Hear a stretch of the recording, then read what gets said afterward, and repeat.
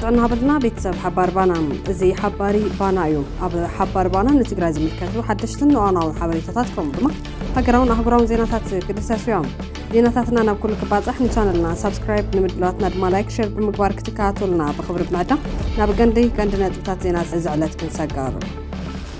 ኣብ ምዕራብ ትግራይ ዝተፈላለዩ ወረዳታት ንወረርቲ ሓይልታት ዘደናገፀ ውግእ ከም ዝተጀመረ ተፈሊጦም በሚልዮናት ዶላራት ንኩናትን ንጹሃትን ንምጭፍጫፍ ዘውዕሉ ዘሎ ስርዓት ብልጽግና ምስ ኣለቃሕቱ ኣብ ምምላስ ልቓሕ ኣብ ስምምዕ ክበጽሕ ዘይምኻሉ ሕጋዊ ክሲ ከም ዝምስርቱ ኣለቃሕቲ ኢትዮጵያ ኣፍሊጦም።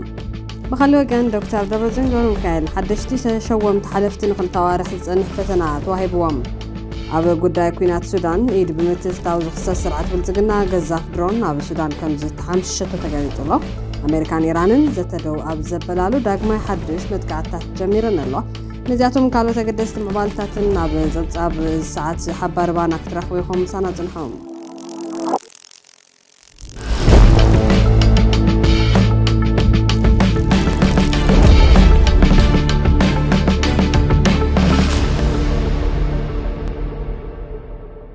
ዶክተር ደብረጽዮን ገብረሚካኤል ሓደሽቲ ተሸወምቲ ሓለፍቲ ንኽልተ ኣዋርሕ ዝጸንሕ ፈተና ተዋሂብዎም። ፕረዚደንት ምሕዳር ትግራይ ዶክተር ደብረጽዮን ገብረሚካኤል ትማሊ ሓድሽ ንዝተጣየሸ ካቢነ ኣብ ዝሃብዎ ናይ ስራሕ መምርሒ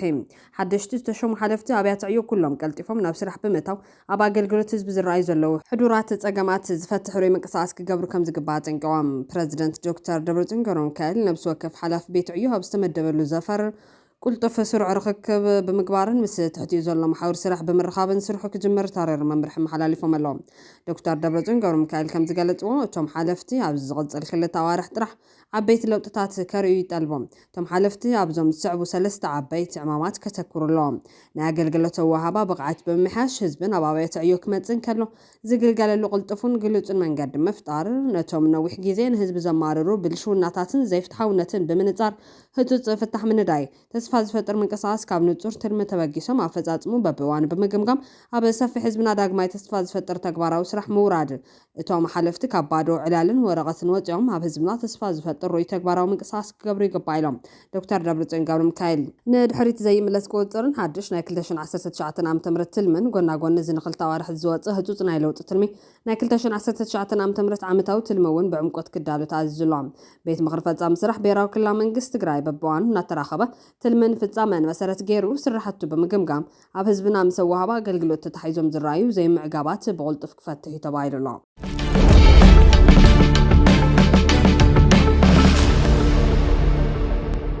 ኣብ ምዕራብ ትግራይ ዝተፈላለዩ ወረዳታት ንወረርቲ ሓይልታት ዘደናገፀ ውግእ ከም ዝተጀመረ ተፈሊጦም። ኣብ ዞባ ምዕራብ ወረዳ ጸገዴ ጣብያ ዓዲ ሰላም ፍሉይ ቦታ ዓዲ ክብረት ኣብ ዝበሃል ውግእ ከም ዝተኻየደ ተገሊጹ ኣሎ።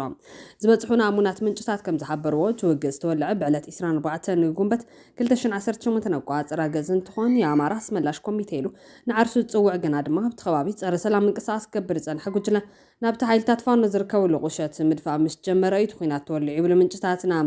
ኣብቲ ዝተኻየደ ውግእ ድማ ብልዕሊ እቲ ሰላም አስከባሪ ተባሂሉ ጽዋዕ ከቢድ ናይ ሰብን ንዋትን ጉዳት ከም ዝበጽሖ ተረጋጊጹ ኣሎ።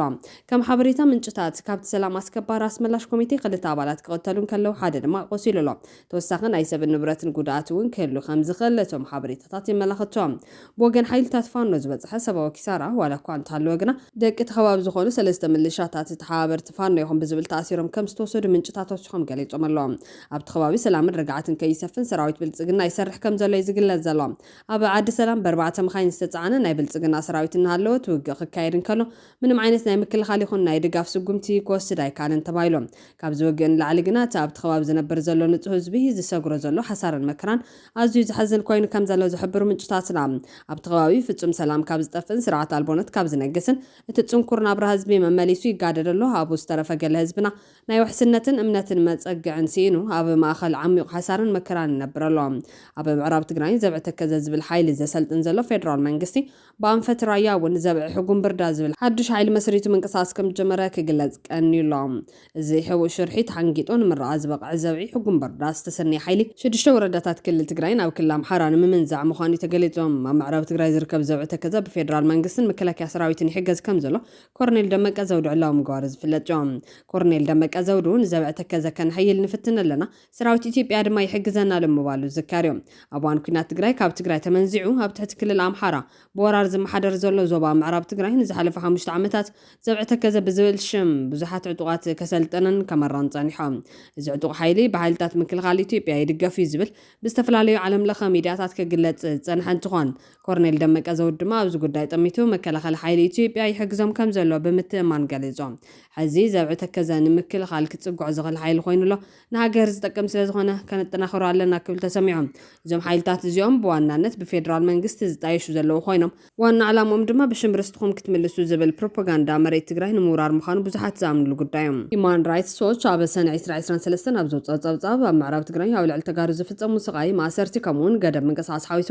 መንነት መሰረት ዝገብሩ ገበናት ንክፍጸሙ ኣዚዙ ወይ መሪሑ ብምባል ንኮርኔል ደመቀ ብሽም ጣይሶሎም። ካሊእ ዓለም ለኻዊ ተጣባቢ ሰብኣዊ መሰላት ዝኾነ ኣምነስቲ ኢንተርናሽናል እውን ኣብቲ ከባቢ ምጽጻይ ዓሌትን ገመና አንጻር ሰብኣውነትን ተፈጺሙ ኣብ ዝበለሉ ጸብጻብ መያዝያ 2023 ብሽም ጣይስዎ እዮም። ኣብ ምጅማር ጽንተታዊ ኩናት ትግራይ ጀሚሮም ካብቲ ከባቢ ዝተባረሩ ተጋሩ ሕዚ እውን ኣብ ዝተፈላለዩ ከባቢታት ተኸለል ኣብ ዝርከቡ ማዕስከራት ስደተኛታት ኣብ ዘስካሕክሕ ኩነታት ከም ዝርከቡ ጸብጻባት ይሕብሮም። እቶም ኣስታት 1 ሚልዮን ዝኾኑ ዜጋታት ብፍላይ ምስ ምፍራም ውዕል ፕሪቶርያ ተኣሲሩ ናብ መረበቶም ክምለሱ ተስፋ ገይሮም ዝነበሩ ኮይኖም ዛጊድ ብዓንቃጽ መርገጺ ስርዓት ብልጽግና ግን ኣይተመለሱን።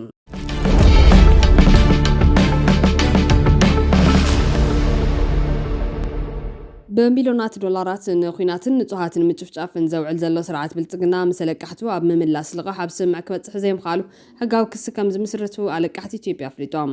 ገለ ወነንቲ ቦንድ ኢትዮጵያ ነቲ ዝተመሓየሸ ናይ 1 ቢልዮን ዶላር ዩሮ ቦንድ ዕዳ ምልውዋጥ እማመ ድሕሪ ምንጻጎም ሕጋዊ ስጉምቲ ከም ዝወስዱ ገሊጦም። ሓደ ኣህጉራዊ ጉጅለ ወነንቲ ቦንድ መንግስቲ ካብ ወጋዓውያን ኣለቃሕቲ ብዝቐረበ ተቃውሞ መሰረት ብምግባር ዝተመሓየሸ እማመ ዳግመ ውደባ ዕዳ ድሕሪ ምንጻጎ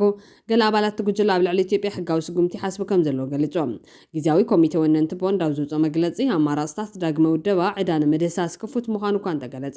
ኢትዮጵያ ዘቕረበቶ ዝተመሓየሸ እማመ ብሕድሕድና ዝተስማዕምዑሉ ተግባራዊ ዝኾነ መፍትሒ ዳግመ ውደባ ዕዳ ኣይህብን ክብል ደምዲሙ እዩ ክብሉ ሮይተርስን ብሉምበርግን ጸብጺቦም። ኮሚቴ ወሲኹ ገለ ወነንቲ ቦንድ መሰላቶም ንምትግባር ኣብ ኣባየተ ፍርዲ ዓባይ ብሪጣንያ ሕጋዊ ስጉምቲ ክወስዱ መደበለዎም ይብል። እቲ ኣብ 2024 ዝክኽፈል ዘለዎን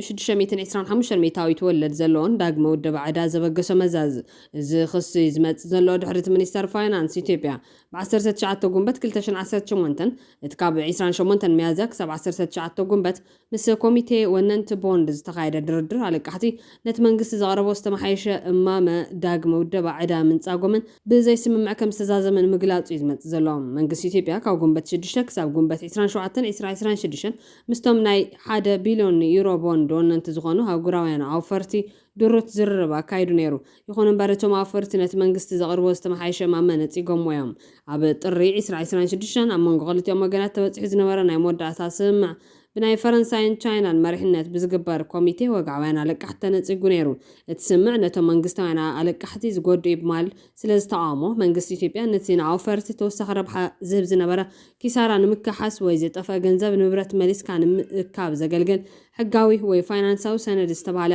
ዓንቀጽ ከውፅኦ ተገዲዶም። እቶም ናይ ብሕቲ ኣውፈርቲ ድማ ነቲ ብዘይ ኪሳራ ንምክሓስ ወይ ዝጠፍአ ገንዘብ ንብረት መሊስካ ንምእካብ ዘገልግል ሕጋዊ ወይ ድማ ፋይናንሳዊ ሰነድ ዝቐረበ እማማ ኣይተቐበልዎን። ሚኒስተር ፋይናንስ ኢትዮጵያ እኳ እንተሓዘነ ምስ መምርሒ ኣህጉራዊ ማዕኸን ገንዘብ IMF ዝስማዕማዕ ፍታሕ ንምድላይ ከም ዝፅዕር ገሊጹ ኣሎ። ምስቶም ኣውፈርቲ ስምምዕ እንተዘይተበፂሑ መንግስቲ ኣብ ባዕሉ ዝውስኖ ናይ ቦንድ ምቕያር ዕድል ከዳሉ ከም ዝኽእል ኣሚቶም። ኢትዮጵያ ካብ ታሕሳስ 2023 ጀሚራ ነቲ 1 ቢልዮን ዩሮ ቦንድ ዝኽፈል ዝነበረ ናይ ወለድ ክፍሊት ብምቁራፃ ኣብ ትሕቲ G10 ኮመን ፍሬም ወርክ ምስ ኩሎም ኣለቃሕቲ ስማዕማዕ ናይ ዕዳ ምቕያር መስርሕ ክትገብር ክትፅዕር ጸኒሓ እያ። ሕዚ ግን እቲ ምስ ናይ ብሕቲ ኣውፈርቲ ዝነበረ ምስሓብ ናብ ቤት ፍርዲ ዘምርሕ ይመስል።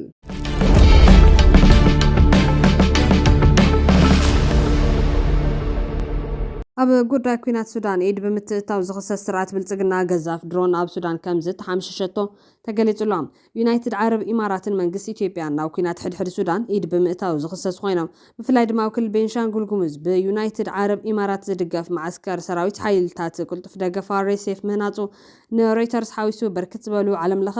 ሚድያታት ጸብጺበን እየን። መንግስቲ ሱዳን እውን ካብ ባህር ዳርን ኣሶሳን ዝተበገሳ ሰብ ኣልቦ ነፈርቲ ድሮናት ኣብ ልዕሊ ሱዳን መጥቃዕቲ ፍጽማ ከም ዘለዋ ክገልጽ ጸንሐ ኮይኖም ሕዚ ድማ ካብተን ኣብ ኩናት ጽንተት ትግራይ ዝተሳተፋ ድሮናት ብልጽግና ዝኾነት ባይራክታር TB2 ተባሃለት ድሮን ኢትዮጵያ بحالتات مكلاخل سراوي السودان توقع أب جزات كوردفان كتما يبيدي ودعلا كاو إثيوبيا زبقس درونات أب سودان متقعت كم زفت ما زفلتهم بأنفت بينشانغول قموز أنصار السودان كوينات زول بلتقنا بزور حضرة 4 استراتيجيك درونات حمشن الله ببلتقنا زدقة فاريسي أب وشت بستغسطها فلالي أب نعبي ودغي ركاب منقسو السودان بتغراني أب سفيحو تدرو عوتات تتسميدي غنيهم أب جزات كوردفان سفيح جزات استغاث أرى منقستي بغزالي كاباري سيف زغدو جنرالات تطعيمو استرفو كوابيتات كوكواتر رابعوت وتدراو سرحيت كم زلو صبصبات حبرهم سودان إثيوبيان حبرات إمارات عربن أب كندم عرفو نفرتين استخايدة متقعت درون وديبن كتبل كساتن نتمتقعت دماغ تاور كتبل كوناتهم أب كارتوم زركب معروفة نفرتي كمون أبتا زوبا زركبو خالوتو تدراين تكالات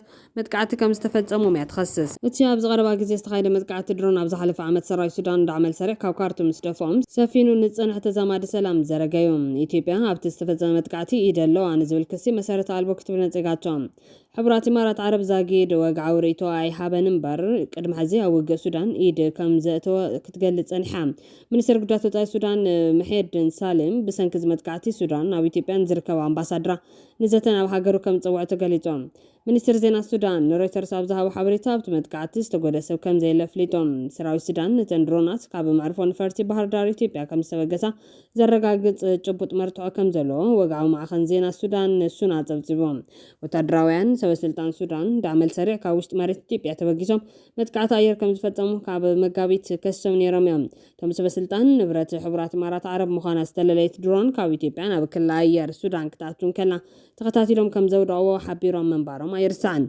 وهبقال سراوي السودان مستستخايدة متقعتي استتحاز خالي كابتو معروفة نفرت استبقس درون كم زلليو تزاربهم حبرات إمارات عرب ندعمل سريع وتدراو دقفت بيعزب الكسي أقدمون بتركتنا تقوت أني حام وقا السودان كابز جمارة لجيزي العلي 250 شح سبات كموتن كلو 10 مليون زغون دما كاب مربتهم تمزاويلهم ودحورات هاقراتها بعالم تزعبي سبا وقلو لاو كبل قريج والله سنسلست عامتات تغطى لوقها بزوا دارفور عبيت ميتن كسي جفتف عليتن نكسعب مخنيات فتيرهم إذا كم زل خوين قن عب كوردفان دارفورن حدش بستفزم متقعتنا فرتي بوحود 50 كلتن برقيس تغطي لهم اللهم عب سودان عب زواتات كوردفان دارفورن عب حدثون زي ما اللي بستفزم معبل متقعت سبالبون فرتي سراي السودان بوحود 50 كلتن برقيس سوداناوين كم استقتلوا صبصوات يحبرهم تمتقعتي نسبيلاوي كوابيتات عداقاتاتن تسافرت مخاينن علاما زقبر خوينو أما لازوات السودان بسبالبون فرت زكاي زلو وق الناس حابز خدل زلوان عب نبرتي سقات كم دسعبت صبصاب زا السودان تايمز يملكت حدش صبصاب كم زملاخته قدم حزي مس منقستي حبرات إمارات عرب استأثر كوبانيا مكل خلا بدو دارفور أبزركب أهجراوي معروفون فرتي نيالا استدكونز تراغا سبالبون فرتي كم دلو عرقاقيزهم اتي بساتلايت استسنى مثل استمروا كسات صبصاب دقفو زاتنياتاتن معول تدراوي تكنولوجين أو كينات السودان ناباري سيفي وحز كم دلو حبر اتي رخبت نتي عبل عل دارفور زنبر أقدات وار حبرات هاجرات متحس كملكت كم زغل كيلاتاتي قلتهم تبزاب ما بقسي تحسبالبون فارسن نابني على زاتو تلو من قدن كم زي تتصارين كساب هزياب حتو ملكت كم زلون يحبر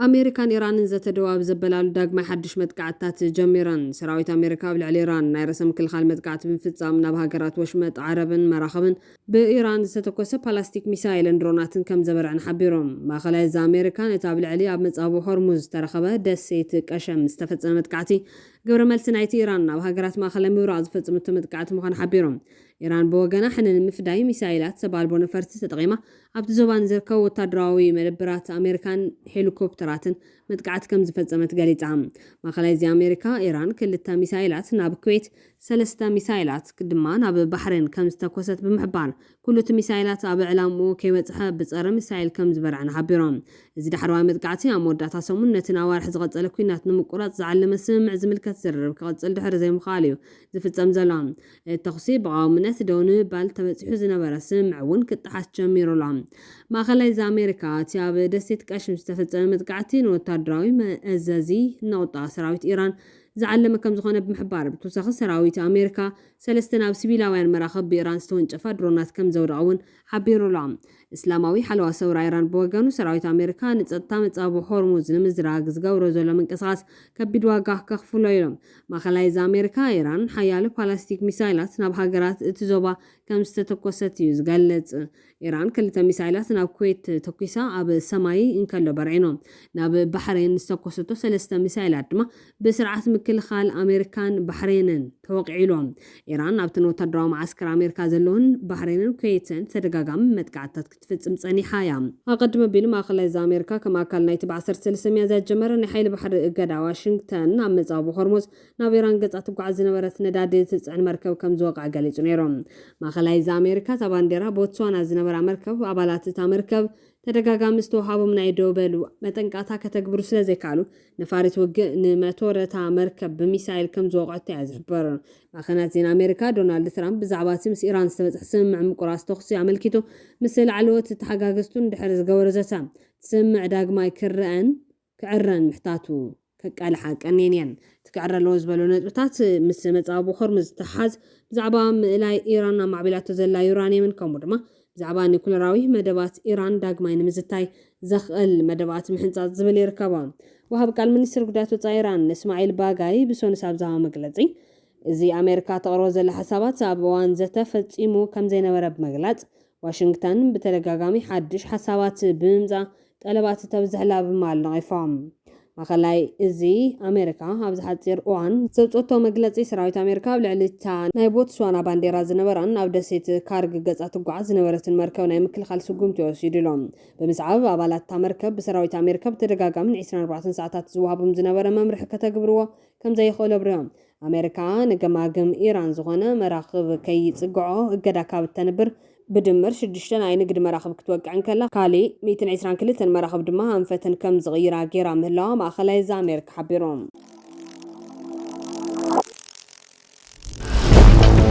ፍትዋትን ክብራትን ቤተሰብ ሓባር ባና ነዝዕለት ዝሓዝናዮም ሓበሬታታት ኣብ ዝኸንቢትና ንቻነልና ሳብስክራይብ ንምጥላዋትና ድማ ላይክ ሼር ብምግባር ቤተሰብ ሓባር ባና ይኹኑ ሰላም